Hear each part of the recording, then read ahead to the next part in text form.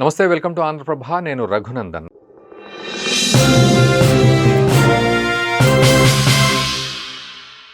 మనతో పాటు మాధవపెద్ది కాళిదాస్ గారు ఉన్నారు. మాజీ ఎయిర్ ఫోర్స్ అధికారి, faculty, Shreyas engineering college, Nagole నుంచి. సో మాధవపెద్ది కాళిదాస్ గారు నమస్తే అండి, వెల్కమ్ టు ఆంధ్రప్రభ. నమస్కారం. అండ్ రాజ్నాథ్ గారు ఒక మాట అన్నారు, అంటే రిజల్ట్ను మనం చూడాలి. అంటే ఎగ్జామ్కి వెళ్ళినప్పుడు పిల్లలు పెన్సిల్ విరిగిపోయింది లేకపోతే ఇంకేదో పోయింది అని అన్నట్టుగా మాట్లాడొద్దు, బట్ రిజల్ట్ ఓరియంటెడ్గా మనం చూడాలి. అందులో మనం సక్సెస్ అయ్యామని చెప్తున్నాము అని అన్నారు. But at the same time మన సైడు క్యాజువాలిటీస్ ఏమన్నా అయ్యాయా, ఏదైనా కూలిపోయిందా అనే విషయంలో ఎటువంటి సమాధానం వచ్చిందనుకోవాలి మనం? చూడండి, ఇప్పుడు ఆ రోజు బ్రీఫింగ్లో, ప్రెస్ బ్రీఫింగ్లో మనం ఏ రోజుకు ఆ రోజు చేస్తున్నటువంటి ఆపరేషన్స్ని అంత విస్తృత స్థాయిలో నాకు తెలిసి ఎప్పుడూ ప్రెస్ బ్రీఫింగ్ జరగలేదు. అవును. కొద్దు ఆపరేషన్ బాలాకోట్లో గోఖలే గారు ఒకళ్ళే చెప్పారు, ఫారిన్ సెక్రటరీ ఆ రోజు, అంతే. ఇంకా మళ్ళీ ఏం జరగలేదు. మిగతావన్నీ మీడియాలో వచ్చిన వార్తలు, కథనాలు, ఎవరికి దొరికిన సమాచారం. కానీ ఈసారి స్పెసిఫిక్ గా ఇద్దరు లేడీ ఆఫీసర్స్ తో మొదలెట్టి senior officers, air force Bharati గారు ఆయన మాట అన్నారు, కాంబాట్ సినారియోలో అంటే యుద్ధం కానీ ఆపరేషన్స్ కానీ లాసులు అవి అవుతూ ఉంటాయి. కానీ ఒకటి గుర్తుపెట్టుకోవాలి మనందరం, కాన్ఫిడెన్షియల్ అండ్ సీక్రెట్ ఆపరేషన్స్ ఇట్లాంటివి ఏవైతే ఉంటాయో వాటిల్లో మిగతా క్రైమ్ స్టోరీలు, సివిల్ నేరాలు లాగా పూసకొచ్చినట్టు నెరేటివ్ అంటే మీడియా ఎక్స్పెక్ట్ చేస్తున్నట్టు అలా ఉండకూడదు. ఎందుకంటే మన వ్యూహం ఏమిటి, మన దగ్గర ఉన్నటువంటి ఆయుధ సంపత్తి ఏమిటి, ఏ సందర్భంలో ఏ ఆయుధం వాడాము అన్నది ఎక్కడ విడమర్చి పూసగుచ్చినట్టు అందివ్వకూడదు. ఎందుకంటే మన శక్తియుక్తులు, మన ప్రణాళికలు, మన దగ్గర ఉన్న ఆయుధ సంపత్తి మనంతట మనమే పబ్లిక్ చేసి శత్రు దేశాలకు ఇన్ఫర్మేషన్ ఇవ్వలేంగా. ఇది కామన్ సెన్స్. బట్ ఇదంతా ఓకే, మీరు అన్న కామన్ సెన్స్ని కామన్ మ్యాన్ అర్థం చేసుకుంటున్నాడు. బట్ ఈ పొలిటికల్ లీడర్సు, ఆపోజిషన్ లీడర్స్ కొంతమంది అర్థం చేసుకునే విషయంలో ఫెయిల్ అవుతూ ఉన్నారు. మరి దానికి సమాధానం రావాలా, లేకపోతే ఆ క్వశ్చన్ని పక్కన పెట్టేయాలా, ఎట్లా తీసుకోవాలి దాన్ని కూడా? లేదండి, ఇప్పుడు ఇష్యూ వచ్చి మన ప్రజాస్వామ్య దేశము, ఏది జరిగినా ప్రజలకి తెలియాలి, తప్పేం లేదు. సో ఈ వేదికను ఉపయోగించుకొని దాని వెనకాల ఉన్న అసలు ఉద్దేశం ఏమిటి? ఇప్పుడు ఆపరేషనల్ సీక్రెట్స్ అవన్నీ ఎందుకు తెలియాలండి అందరికి?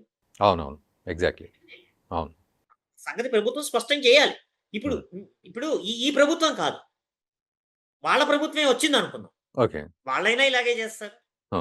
ప్రత్యేకత ఏముంటుంది? ఎందుకంటే మనందరం ఇప్పుడు ప్రమాణ స్వీకారోత్సవాలప్పుడు రాజ్యాంగ రహస్యాలని కాపాడతానని ప్రమాణం ప్రతి ఒక్కళ్ళు చేస్తున్నారు. అవును. సో ఆ విచక్షణ ఉండాలి, ఆ క్లారిటీ ఉండాలి. అంతేగాని అల్లరి పెట్టడానికో లేకపోతే ఎక్కడో అక్కడ ఏదైనా లూప్ హోల్ వెతుకుదామనో. ఇప్పుడు ఆపరేషనల్ సీక్రెట్స్ ఉంటాయి, ప్రభుత్వానికి కొన్ని ప్రోటోకాల్స్ ఉంటాయి. ఎగ్జాక్ట్లీ వాళ్ళకి తెలియకపోయినా మిలిటరీ అధికారులు వాళ్ళు సూచనలు ఇస్తారు, ఏది ఎంతవరకు ఇవ్వాలి, ఏది ఎంతవరకు ఇవ్వకూడదు. అంతే కదండి. సో ఇప్పుడు మామూలుగా మన కుటుంబాలు కానీ, సంసారాలు కానీ ఒక పదాన్ని వాడుతుంటాం, గుట్టు మట్టు అని చెప్పి. అవునవును. సో అలాంటప్పుడు ఏది ఎంతవరకు ఇన్ఫర్మేషన్ ఇవ్వాలి, ఇవ్వకూడదు, దానికోసం వరుసగా 5-6 రోజులు బ్రీఫింగ్ అయింది కదా. అవును. మిలిటరీ ఆఫీసర్స్ వచ్చారు, గంటన్నర సేపు శాటిలైట్ పిక్చర్స్ తో చూపించారు సహా, అటువంటి ప్రూఫ్స్. ఏమని, మేము ఎక్కడెక్కడ దెబ్బ కొట్టాము, ఇంత డ్యామేజ్ అయ్యాం, అంతవరకే. అసలు అది కూడా ఇవ్వాల్సిన అవసరం లేదు.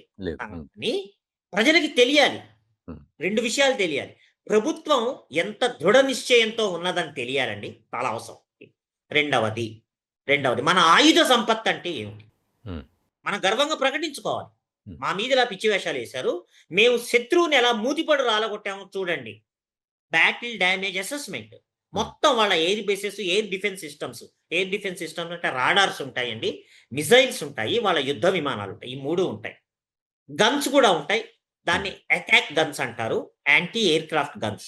ఇవి ప్రధానమైనటువంటి ఎలిమెంట్స్. వాటిని ఎలా సర్వనాశనం చేసేసాం మేము అన్నది ప్రూఫ్ చూపించారు ఓపెన్ ప్రెస్ దాంట్లో. దాని అర్థం ఏమిటి? ప్రజలకి, దేశానికి సందేశం ఇస్తున్నారు. రాజకీయ పార్టీలు కూడా అందులో భాగమే కదండి.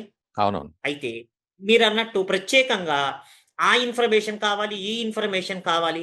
ఇప్పుడు ప్రభుత్వము ఇందాక మళ్ళా నేను చెప్పినట్టు దేశ రహస్యాలని, ఆయుధ సంపత్తిని, కాన్ఫిడెన్షియల్ మ్యాటర్స్ ని అలా విచ్చలవిడిగా ఏదో హరికథ చెప్పినట్టు అందరికీ ప్రభుత్వం ఎగ్జాక్ట్ అదే ప్రోటోకాల్ ఫాలో చేసింది. అసలు ఒక రకంగా గ్రేట్. పార్లమెంట్ లో చర్చకు అనుమతించారు. కానీ ప్రత్యేకంగా ఏముంది, స్పష్టంగా చెప్పారు. రాజ్నాథ్ సింగ్ గారు మళ్ళా నొక్కి వక్కాణించారు, మేము 9 నుంచి 11 టెర్రరిస్ట్ క్యాంప్స్ సర్వనాశనం చేశాం. మిగతావి అటు ఇటు ఉంటే కొట్టాము. 100కు పైగా చనిపోయారన్నారు. ఆ ఆ 100కు పైగా అన్నది 300 కావచ్చు, 400 అది అవును. అవును. అవును. Exact figure. ఇప్పుడు ఉదాహరణకి మనకందరికీ తెలుసు. ఇప్పుడు దేశంలో ఒక మత కల్లోలాలు కానీ, ఒక సంఘర్షణలు కానీ అన్‌ఫార్చునేట్‌లీ ఇలాంటివి అయినప్పుడు కూడా మొత్తం ఫిగర్స్ ప్రభుత్వం ఎప్పుడైనా ఇస్తుందా అండి?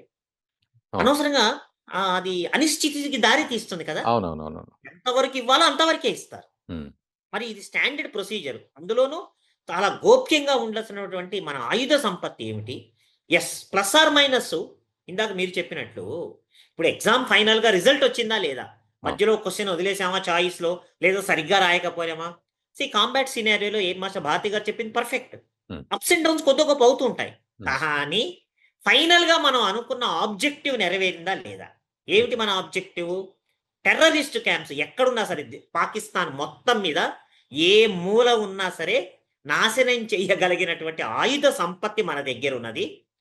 రెండవది దానికి తగిన ప్రభుత్వం యొక్క కృత నిశ్చయం, దృఢ చిత్తం ఉన్నది. ధర్మనిరతి ఉన్నది. అన్నిటికన్నా ప్రజల సపోర్ట్ ఉన్నది. ఇంకో హ్మ్. మాట కూడా వాడారు. మన వైపు ధర్మం ఉందని కూడా చెప్పారు వాళ్ళు మిలిటరీ ఎగ్జాక్ట్‌లీ. ఆఫీసర్ గారు. అవును. ఎంత కరెక్ట్ మాట అండి. అవును. సో, ఇన్ని రకాలుగా స్పష్టంగా చెప్పి, ఈ రోజు కూడా పార్లమెంట్ సాక్షిగా అదే చెప్తున్నారు కదా వాళ్ళు. హనుమంతుడిని గూడా ఆదర్శంగా తీసుకున్నాము. లంకా దహనం ఎట్లా జేశారు అనేది. ముఖ్యంగా అంటే సివిలియన్స్‌ని అటాక్ చేయకుండా చాలా జాగ్రత్తగా ప్రిసిషన్ చాలా చేశారు. జాగ్రత్తగా ఉన్నాం. ఇప్పుడు అవును. కరెక్ట్ అండి. ఇప్పుడు హ్మ్. మనం చాలా పద్ధతిగానే చేసాం. హ్మ్. ఎట్టి పరిస్థితిలో కోలేటరల్ డ్యామేజ్ అంటారండి. అంటే అవును. ఇప్పుడు వాళ్ళు ఎంత నీచమైన వాళ్ళంటే, వాళ్ళ టెర్రరిస్ట్ క్యాంపులు తీసుకుపోయి పవిత్రమైన మసీదుల్లో పెట్టడము, హ్మ్. స్కూల్స్ దగ్గర పెట్టడము, హాస్పిటల్ దగ్గర పెట్టడము. అంటే వాళ్ళ ఉద్దేశ్యం చూడండి. ఒకవేళ అటాక్ చేస్తే భారతదేశం కావాలని మసీదుల మీద అటాక్ చేసింది. ఈ విష అని ప్రచారం చెప్పారు. మొదలెట్టారు. యెస్. స్కూల్స్ మీద చేసింది. హాస్పిటల్స్ అంటే కావాలనమాట. హ్మ్. కావాలని అక్కడ దాక్కొని అంటే వాళ్ళని అడ్డం పెట్టుకొని, మతాన్ని అడ్డం పెట్టుకొని, చిన్న పిల్లల్ని అడ్డం పెట్టుకొని, ఆసుపత్రులు పేషెంట్స్‌ని అడ్డం పెట్టి బతుకుదాం అన్నమాట. ఇదేం హ్మ్. యుద్ధం అండి? హ్మ్. ఇదేం యుద్ధం? హ్మ్. సో, అలాంటప్పుడు మనం చాలా జాగ్రత్తగా ఎంత వరకు కావాలో అంతవరకే దెబ్బ కొట్టాం. ఓకే. ఇప్పుడు ఇప్పుడు ఉదాహరణకి అందరికీ తెలుసు సొసైటీలో లాప్రోస్కోపిక్ సర్జరీస్ వచ్చాయి. హ్మ్. అంటే ప్రిసిషన్ ఎక్కడ కావాలితే ఆ పార్ట్ వరకే ముట్టుకుంటారు. Laparoscopic surgery. హ్మ్. అంతేగాని ఒళ్ళంతా కొయ్యరు. హ్మ్. ఇది అంతే. ఓకే. టెక్నాలజీ వచ్చింది.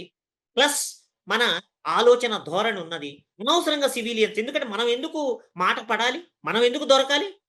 దీనికి ఎంత తోడు సార్ వరకు ఇంకా కావాలో అంతవరకే కొట్టారు. చక్కటి విశ్లేషణ అందించారు కాళిదాస్ గారు. Thank you very much. ధన్యవాదాలు. నమస్కారం అండి. జై హింద్. జై హింద్.